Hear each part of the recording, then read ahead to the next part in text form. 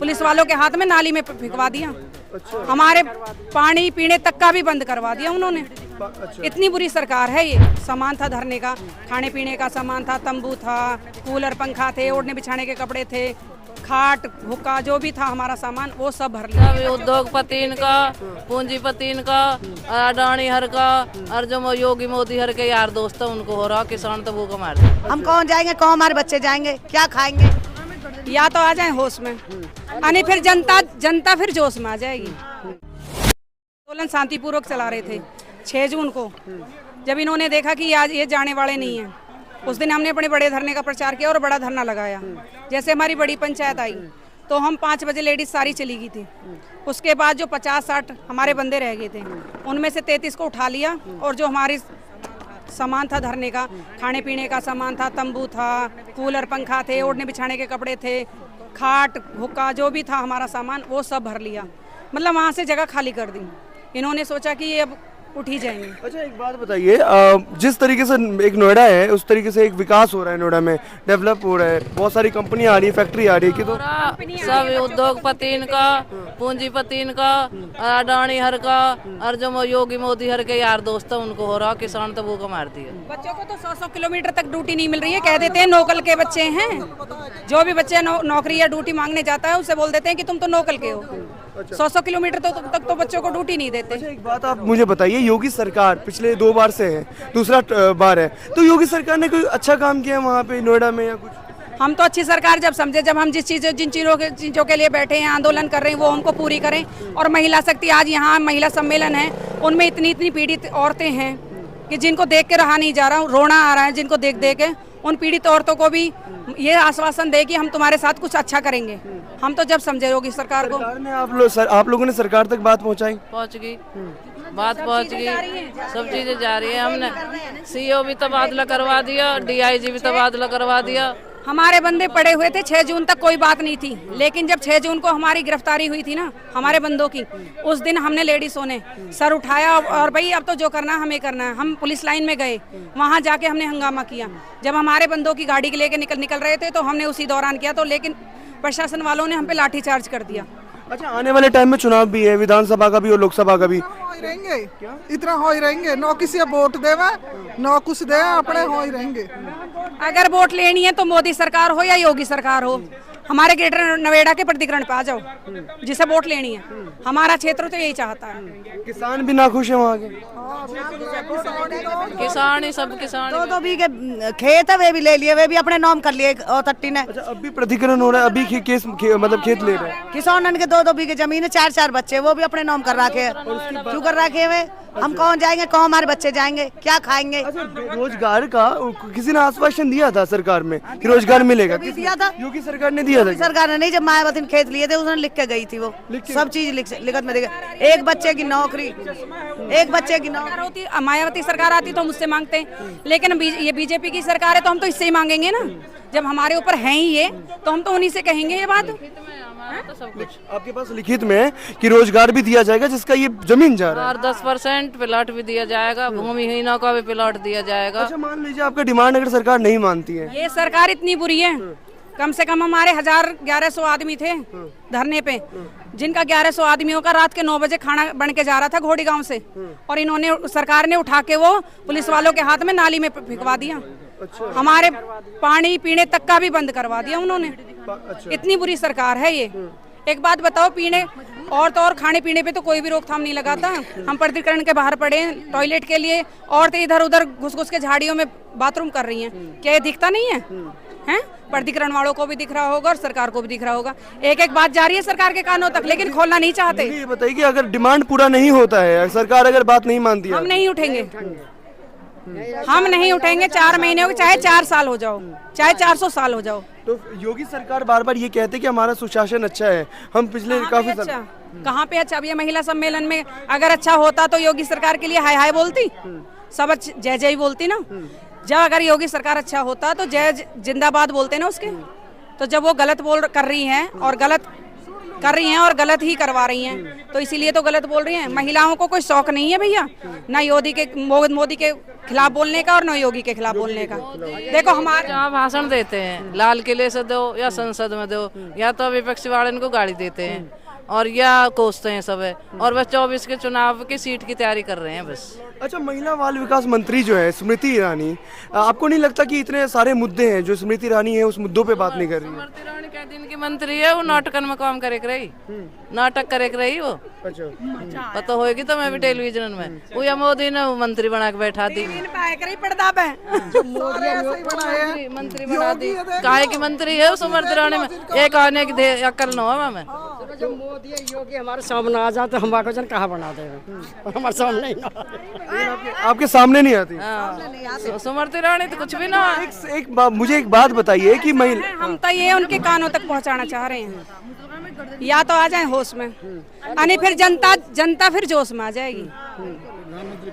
हाँ, प्रधानमंत्री के लिए ही बोल रहे हैं हम, या तो आ जाए होश में, यानी फिर जो जनता जोश में आ गई तो फिर रुकेगा ही नहीं।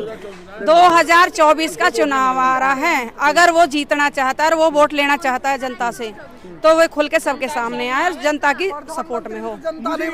ये यात्रा छोड़ के ना अपने स्वदेश पर ध्यान दे, जो विदेशी यात्राएं चल रही हैं उन पर थोड़ा सा लगाम लगाए और अपने देश पर ध्यान दे। अपने देश में अगर उन्होंने इतनी यात्राएं की होती ना, जगह जगह अपने सारे कोनों में वो गए होते प्रदेशों में, तो शायद जितने शोषण हमारे हो रहे हैं, चाहे वो किसानों के शोषण हो, चाहे वो बेटियों का शोषण हो, हाँ, तो इतने सारे जो शोषण हो रहे हैं, अगर वो विदेश यात्रा को छोड़कर अपने स्वदेश की यात्रा भी की होती ना, आज हमारा देश महान बन जाता। मुझे ये बात बताइए कि महिला मंत्री भी है, बाल विकास मंत्री स्मृति ईरानी है, निर्मला सीतारमन है, तो किस तरीके से आप ये कह सकते हैं कि उदाहरण नहीं है नारी सशक्तिकरण का? क्योंकि जो पॉलिटिकल पार्टीज में चली जाती हैं, और स्मृति ईरानी तो आपने कहा ना नाटकों से आई है, जिन्होंने नाटकों का मुखौटा ही पहन के आई है, तो उनकी सच्चा मुखौटा तो हमारे सामने आएगा नहीं, है ना।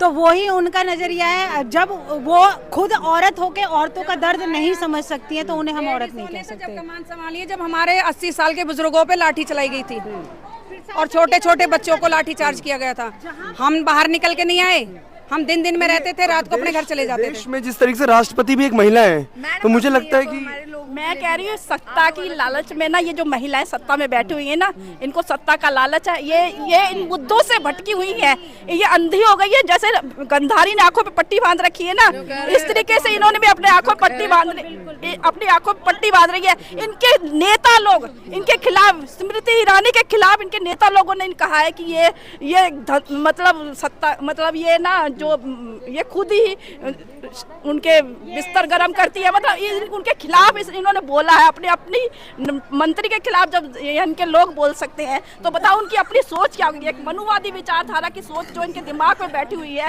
वो इन महिलाओं को भी सत्ता का भुख जो सुख भोग रही है ना, उनको ये सब दिखाई नहीं देता। चाहे महंगाई का मुद्दा हो, चाहे बेरोजगारी का मुद्दा हो, चाहे किसानों का मुद्दा हो, चाहे शिक्षा का मुद्दा हो, इन्हें कोई कुछ नहीं दिखाई दे रहा। इनको सिर्फ ये दिखाई दे रहा है कि देश को कैसे लूट के ले जाना है। पहले अंग्रेजों ने लूटा, अब ये पूंजीपतियों को लुटा रहे हैं। लोगों को ये लगता है कि जो महिलाएं बैठी हुई है वो कुछ मतलब काम नहीं कर रही है, वो अपने सत्ता के नशा में है भाई। पपेट है ना, वो तो मुझे लग रहा है प्रधानमंत्री के हाथों की पपेट है। पहले कभी मनमोहन जी प्रधानमंत्री होके पपेट बने थे कांग्रेस वादियों के हाथों में, और आज प्रधानमंत्री के हाथों में जितनी भी हमारी महिलाएं राष्ट्रपति हो, चाहे किसी प्रदेश की वो हो, मुख्यमंत्री हो, तो उनके हाथ की कठपुतलियां जैसे नचाएंगे, होते ना कठपुतली को जैसे डोरी खींचेंगे वैसे ही वो नाच देंगे। तो सेम सिचुएशन स्मृति ईरानी जी का मुझे लगता है कि हमारे राष्ट्रपति जी के, और जितनी भी महिलाएं संगठन है, और ये जो सरकार है कहती है कि हम इतने सारे प्रशासन को हमने इतना बढ़ा दिया है, आपकी सुरक्षा में हम ये कर देंगे। रात को बेटियां घर से निकलती है तो आप एक कॉल कर, जो प्रशासन वाले नंबर होते हैं ना उन पे फोन ही नहीं मिलता है। आप देखिए किसी को आवश्यकता हो, रात को बेटी अकेली और पुलिस को फोन करना चाहे ना, 100 नंबर पे फोन नहीं मिल सकता है। महिलाएं मतलब जैसे रात में निकलते हैं आप लोग या आपके बच्चे निकलते हैं, तो आपको डर लगता होगा कि देश में जिस तरीके से माहौल बन रहा है पिछले कुछ सालों में? सर बिल्कुल सर, क्यों नहीं डर लगेगा। जब हमारे समाज में इतनी असुरक्षित है महिलाएं, तो हर व्यक्ति ये डरता है। आज हम डर रहे हैं, हमारे माँ बाप हमारे लिए डरते हैं, हम अपने बच्चों के लिए डरेंगे, तो ये डर तो कायम रहने वाला है। क्योंकि जिस तरह से प्रशासन को इन्होंने अपने हाथों की कठपुतली बनाए हुए, हमारे किसानों पर, निहत्थे किसानों पर लाठीचार्ज किया। पुरुष जो पुलिस वाले थे ना, बिना महिला कांस्टेबल के पुलिस कांस्टेबल ने हमारी महिलाओं पे लाठीचार्ज किया है। सोचो कि जिस देश का पुलिस प्रशासन ऐसा होगा, उस देश की सरकार कैसी होगी। और मणिपुर में तो कितना गंदा नाच नचाया है इसको। मणिपुर का पूछता प्रधानमंत्री कहाँ था जब उनकी सरकार है, केंद्र में सरकार है। प्रधानमंत्री बोल रहे थे मुझे दुख हुआ इससे। अब तो अरे अब 15 अगस्त वाला दुख, आपके इस बात का दुख, जब उसकी इज्जत सरेआम घुमाया जा रहा है। सरकार उनकी होने के बाद भी उनकी इज्जत को विपक्षी वाले ने गाड़ी देके और जब लास्ट में 2 मिनट बोला मणिपुर पे 4 महीने में, क्यों वादन तो कहो विदेशन में घूम रहा है, अपने 24 की चुनाव की तैयारी कर रहा है, जब मणिपुर कहाँ है?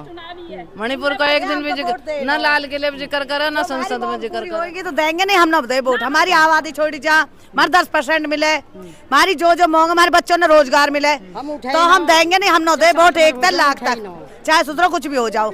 मोदी सरकार कहीं से भी बन जाए लेकिन ग्रेटर नोएडा से तो बननी है ही नहीं। यहाँ की महिलाएं तो ना तो वोट देंगी और ना देने देंगी। इसको सत्ता से हटाना है हमको बस, क्योंकि इस बार सोच रहे कि परिवर्तन आएगा। परिवर्तन हमको लाना है, हर हालत में लाना है, क्योंकि ये सरकार एक भी मुद्दे पर कायम नहीं है। एक भी बेरोजगारी का मुद्दा हो या शिक्षा का मुद्दा हो या महंगाई का महंगाई 7वें आसमान पर चढ़ी। जो सिलेंडर 400-500 में मिलता था आज 1100 रुपए में मिल रहा है। बताओ कहाँ से खाए? और जिनके जो बेरोजगार बच्चे पढ़े लिखे, अब इनके यहाँ भी देख लो, किसानों के यहाँ पर सबने डिग्रियां ले रखी है, सबकी डिग्रियां ली है और डिग्रियों वाले लोग बेरोजगार घूम रहे हैं। वो अब 200 रुपए किलो है, क्या खाएगा बंदा? किसान क्या खाएगा? जमीन तो आपने ले ली, जो आटा 1 रुपए किलो में ठन्नी में पिसता था वो 5 रुपए किलो कर दिया है, 10 रुपए किलो पिस रहा है। बताओ कैसे, कहाँ क्या खाएंगे?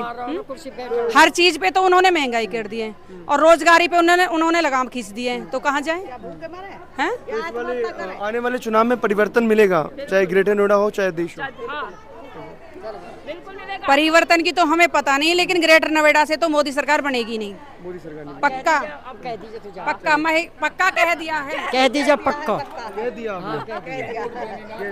गारंटी। वोट नहीं देना मोदी सरकार। किसान एकता, किसान एकता। साथ कुछ ये हमारे साथ कुछ एक सेकंड, ये हमारे साथ कुछ महिलाएं हैं, ये उत्तर प्रदेश से और सरकार से नाखुश है, सरकार की योजनाओं से नाखुश है और नारी सुरक्षा पर भी बहुत बड़ा सवाल उठाया है।